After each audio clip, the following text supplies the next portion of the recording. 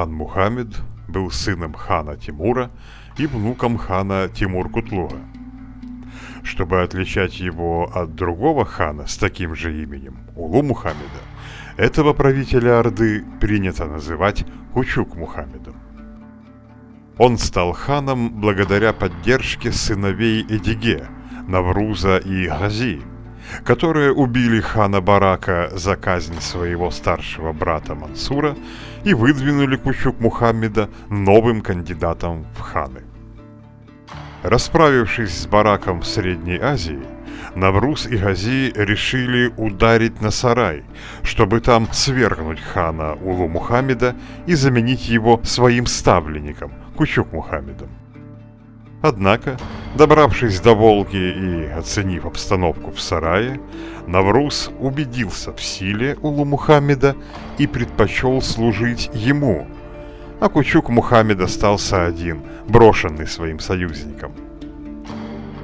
Впрочем, через несколько лет Навруз поссорился с Улу Мухаммедом, вернулся к своему прежнему подопечному Кучук-Мухаммеду и, наконец, помог ему овладеть ордынской столицей. Улу Мухаммед был вынужден заключить с ним соглашение, по которому сохранял власть лишь в землях к западу от Волги, а вся Нижняя Волга и Сарай отныне переходили к Кучук-Мухаммеду. Столичный город Сарай, 40 лет назад разрушенный Тимурленком и за годы последующих усобиц так и не восстановленный полностью, к тому времени уже почти запустел и находился в глубоком упадке.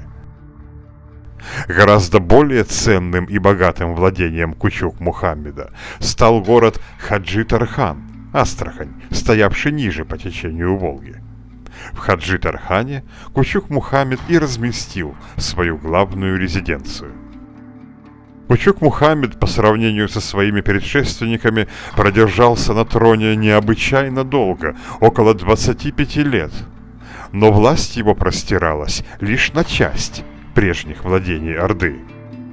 Ведь именно в годы правления хана Кучук-Мухаммеда от Орды окончательно откололись и стали независимы два новых тюркских государства – Крымское и Казанское ханство.